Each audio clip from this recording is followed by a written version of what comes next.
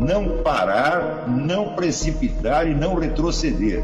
Então dizer para esse cara, sabe quando nós vamos parar? Nunca. Nunca na sua porca vida. Né?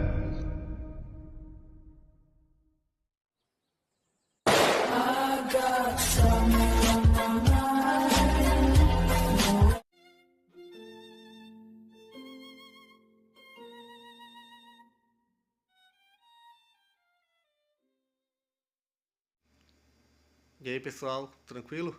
Então vem aqui antes do vídeo começar, pedir para vocês se inscreverem, quem não for inscrito, compartilhar, curtir, comentar. Quem puder seja membro do canal, que isso ajuda bastante. Tem também o link do Apoia-se. Quem puder ajudar nosso canal e apoiar financeiramente vai ser muito bem-vindo. Mas o mais importante é transmitir o conteúdo e os conhecimentos do professor Olavo de Carvalho para mais e mais brasileiros. Então compartilhe e ajude aí nossa causa. Muito obrigado a todos os membros, apoiadores do canal. Fico muito feliz. Tenho certeza que a gente está no caminho certo. Então fiquem com o vídeo e até mais. Valeu! Se vocês lerem com atenção os diálogos de Platão, vocês vão reparar que Sócrates sempre procura raciocinar desde o ponto de vista daquelas pessoas com quem ele está falando. Ele absorve o que elas estão dizendo e continua raciocinando na mesma linha delas.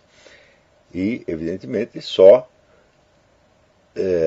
se recusa a continuar nessa mesma linha quando chega a contradições ou impossibilidades. Isso quer dizer que ele não rejeita o que eles estão dizendo, ele não rejeita as opiniões deles, ao contrário, ele tenta raciocinar como se fosse eles.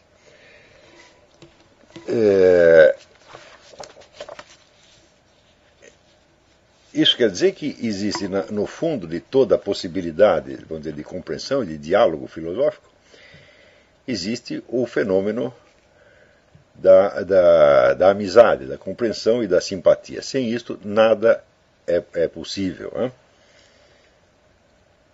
Claro que esta amizade e simpatia terão certos limites e não deverão jamais induzir você a um indiferentismo perante as ideias, neutralizar ou equalizar todas as ideias em função do fato de que os adversários são seus amigos. Não é bem assim.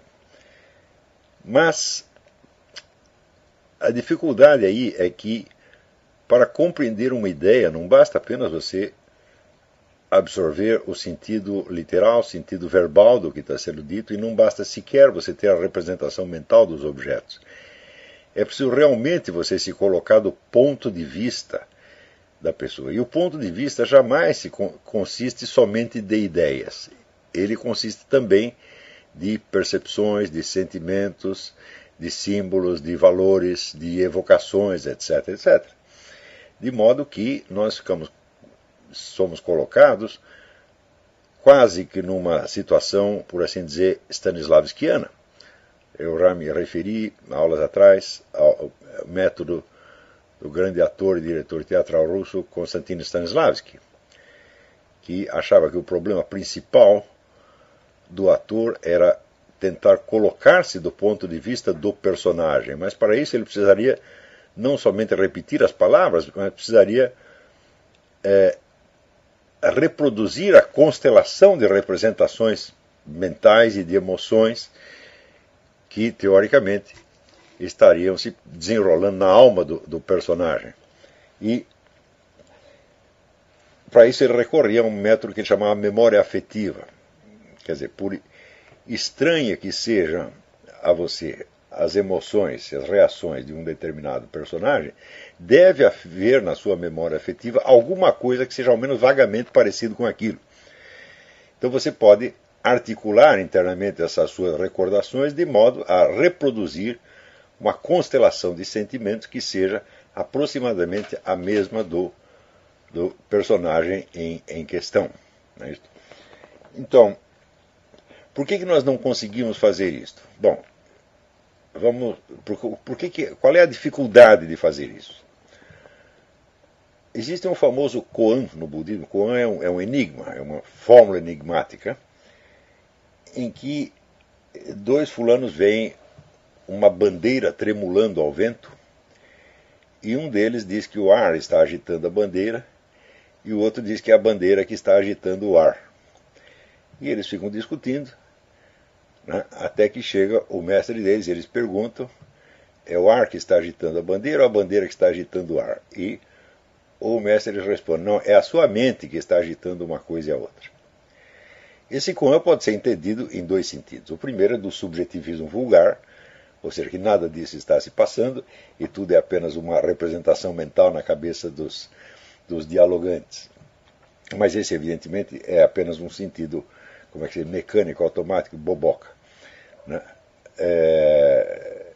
Existe uma segunda camada de significado, em que o mestre está dizendo é que, conforme a perspectiva mental em que você se colocar, uma coisa parecerá verdade ou a outra parecerá verdade. E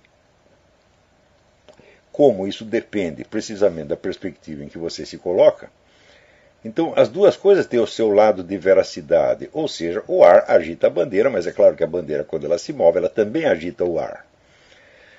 Nós poderíamos, vamos dizer, investigar a coisa mais profundamente e chegar até a conclusão de que o fator ativo é o ar, né, que a bandeira também agita o ar, mas apenas em reação, em resposta a um movimento que foi imprimido nela pelo ar. Tá certo? Então, o movimento se compõe de uma ação e de uma reação. Tá certo?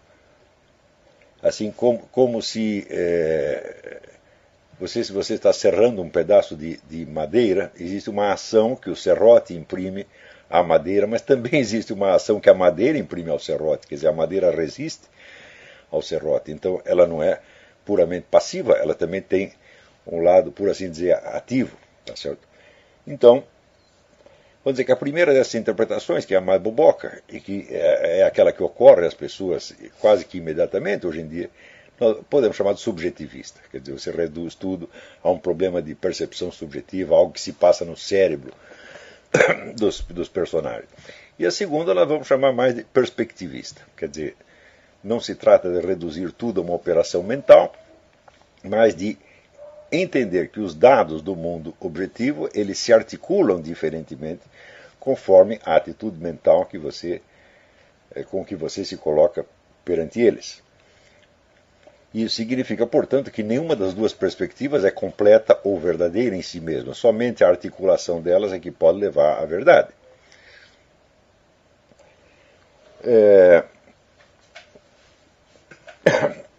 Um exemplo disso são aquelas famosas figuras da Gestalt, da psicologia Gestalt, do Wolfgang Köhler, em que você conforme, vamos dizer, a direção que você olhe, ou conforme, vamos dizer, o afastamento maior ou menor do foco do seu olhar, você verá uma coisa ou a outra. Por exemplo, esta famosa figura aqui. Estão vendo claramente? Está aparecendo claro? Avisem aí pelo chat. Estão vendo aí? Onde, conforme o jeito que você olha, parece que você está vendo uma taça ou dois rostos, um de frente para o outro. Tá certo? Ou esta aqui, que já não é tão clara, espero que dê para ver. Dá para enxergar?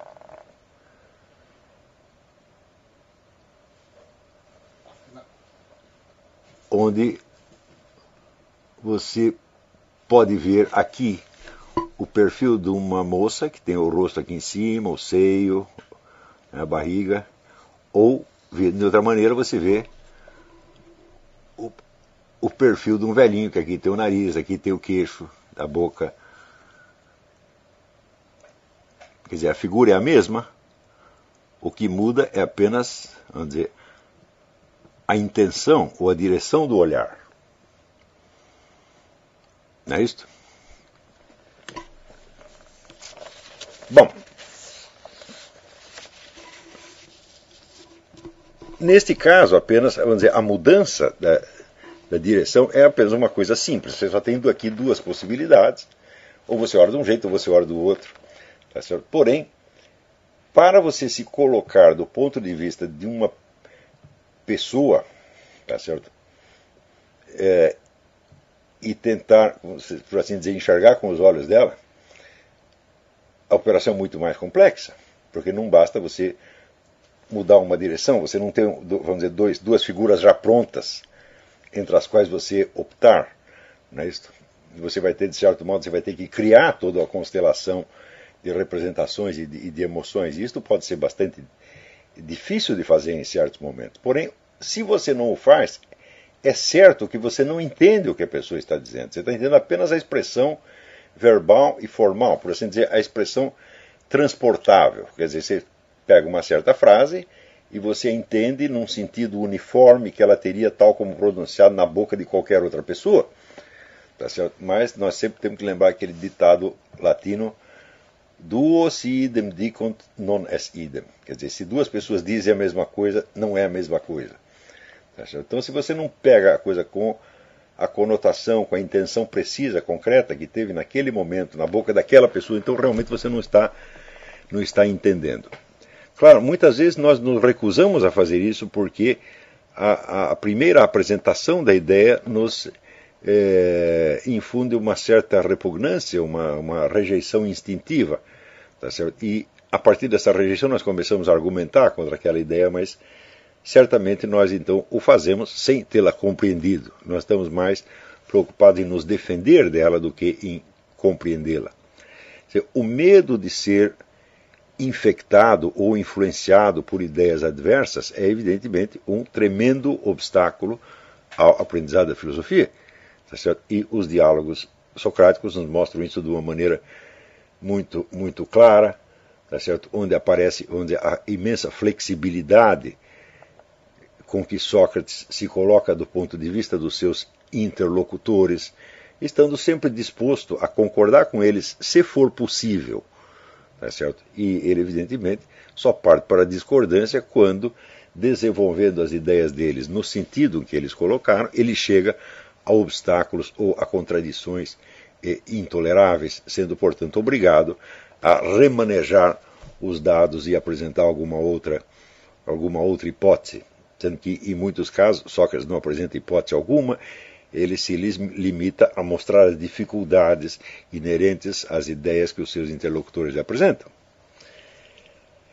Então,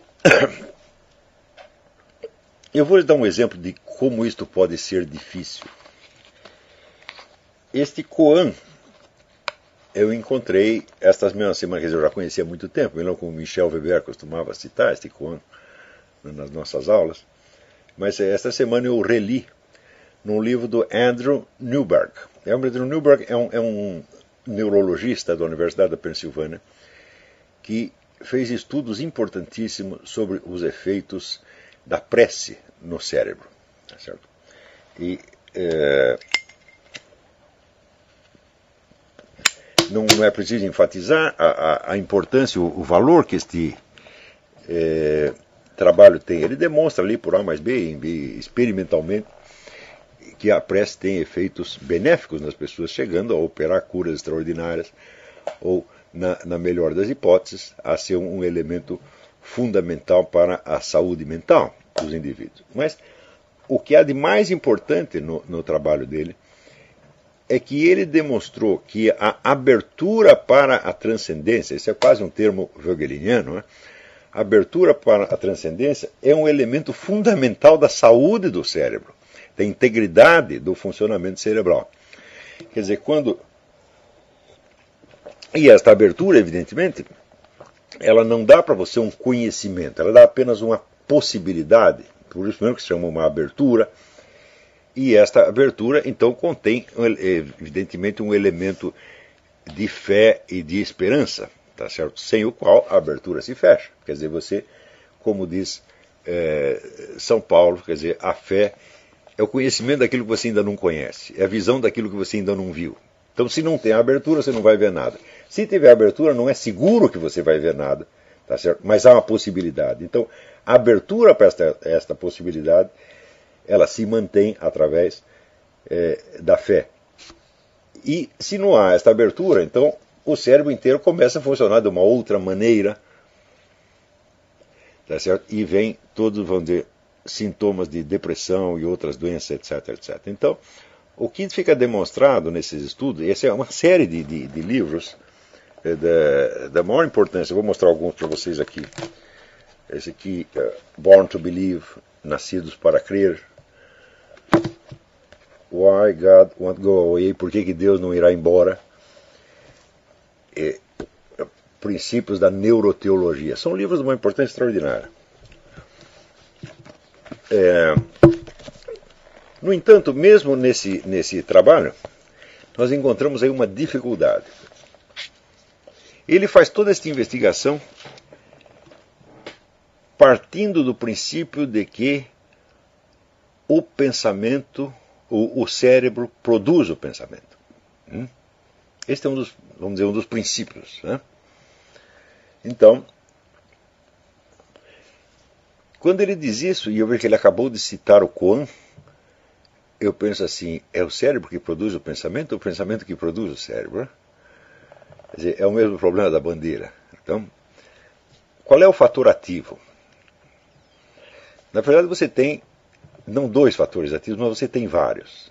Em primeiro lugar, você tem a atividade cerebral, a atividade neuronal, considerada em si mesmo. Em segundo lugar, você tem, vamos dizer, as imagens e as reações fisiológicas, por assim dizer, reproduzidas no ato do pensamento. Quer dizer, quando você pensa, você evoca percepções que você já teve e você as remaneja de alguma maneira. Né? Em terceiro lugar, você tem a referência intencional dessas imagens e desses signos a certos objetos.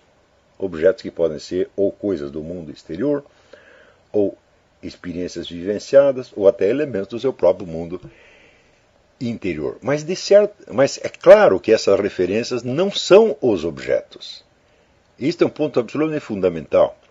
Então, por exemplo, se eu me lembro de ter sido atacado por um cão feroz, tá certo? Então, ao recordar isso, existe a atividade neuronal, que se desenrola para isso, existem as imagens que são evocadas, são reproduzidas na memória por essa mesma atividade neuronal, e existe a referência a uma experiência que eu passei anos atrás, experiência que foi então ocasionada por um elemento real do mundo exterior, que era o cachorro que me atacou. Veja, a referência não é o cachorro. No momento em que eu evoco isso, o cachorro não está presente. Se por um instante sequer eu imaginasse que esse cachorro só existe na minha mente, eu cessaria de ter medo dele naquele mesmo momento. Portanto, eu sei que esta atividade cerebral e estas imagens que ela faz passar diante da minha memória não resumem o acontecimento inteiro. Eu sei que existe algo que está para lá do meu pensamento. Vocês devem se lembrar o exemplo da Marie Hortin, que eu citei na aula anterior, né, em que ela pega uma faca, a moça é cega, surda e muda, pega uma faca, a freira toma a faca da mão dela, e daí ela começa a reclamar, começa a gritar, e a freira faz na mão dela um sinal, como se estivesse cerrando a mão, para significar a faca. E na hora que a Marie faz o mesmo sinal na mão dela, ela entrega a faca de volta para a Marie. Então, quais são os elementos que compõem este signo? Você tem um elemento material, que é o gesto, tá certo? Você tem a referência mental à faca, ao objeto, como se ela dissesse, eu quero a faca, quer dizer, você está expressando um desejo, tá certo?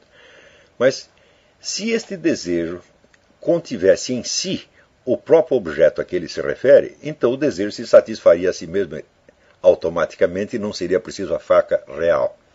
Ao passo que o processo só se completa na hora em que a freira entrega de volta a faca material na mão dela. Esta faca material, ela não é objeto de pensamento. Ela não é sequer objeto de percepção. Ela é algo que existe para além da percepção. Se a percepção fosse tudo, não seria preciso nenhum objeto real. Quer dizer, o simples processo mental seria satisfatório. Ou seja, por exemplo, na hora que você está com fome, você pensa num bife, tá certo? Você sabe que o bife não está ali, não é isso? Então, você tem o signo, como diz o triângulo de Peirce, né? O signo, o significado, que é a coisa pensada, quer dizer, que é a intenção, e você tem o referente, que é o objeto ao qual aquilo se refere. Mas um momento, o referente não é o objeto. Ainda não é o objeto. O referente é apenas uma tendência em direção ao objeto. Nós não podemos esquecer que o triângulo de Peirce, signo, significado, referente, é algo que se passa na sua mente. Tudo isso se passa na sua mente. Quer dizer, você tem o signo, materialmente considerado, por exemplo, esse gesto, ou uma palavra. Você tem um significado, que pode ser expresso com outro signo, pode ser, por exemplo, verbalizado. Eu faço o signo e digo a palavra faca. Então este signo significa faca. Tá certo? Existe o referente, que é uma tendência em direção a um certo objeto. Mas tudo isso se passou na mente. E o objeto não se passa na mente. Ele transcende a mente. Então, o triângulo de Peirce não é totalmente satisfatório. Por quê? Porque ele diz respeito apenas ao processo da significação, tal como se passa na sua mente. Ora, a mente não pode satisfazer totalmente a si própria e as necessidades reais do ser humano. É preciso sempre algo que transcende o processo mental. Não é isto? Então,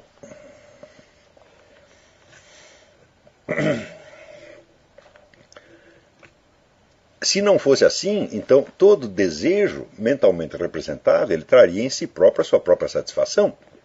E isso, evidentemente, não acontece. Então, todos esses estudos sobre o processo de significação, sobre ciência cognitiva, neurobiologia cerebral, etc., etc., em tudo isto fica sempre faltando algo. E este algo o que é? É o mundo exterior no qual este processo se desenrola. Não é isto?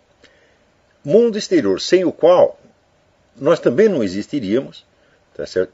E o nosso pensamento não poderia se referir a absolutamente nada e ele teria que existir no espaço como se fosse, vamos dizer, uma bolha, né, dentro de um vazio infinito. Não é isso? Ora, a neurobiologia, por exemplo, ela só pode estudar processos cerebrais. Não é isso? A lógica só pode estudar, vamos dizer, a estrutura interna do discurso. A psicologia só pode estudar processos mentais. E onde está o mundo real em tudo isso? Ele não está. Ele sempre fica faltando.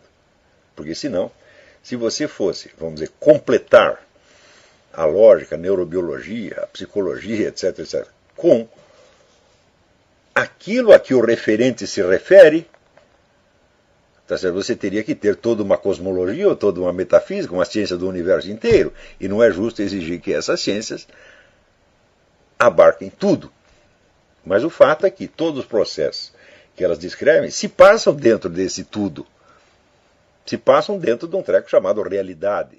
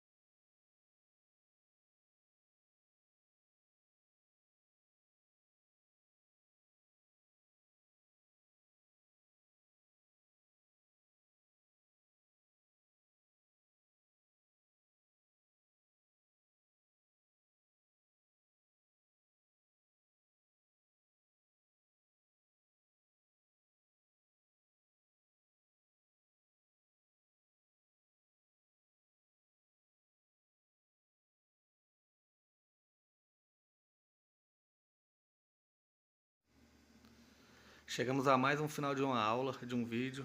Espero que tenham gostado. Quem não se inscreveu ainda, se inscreva, compartilhe, comente. Ajude o nosso canal, apoie, seja membro.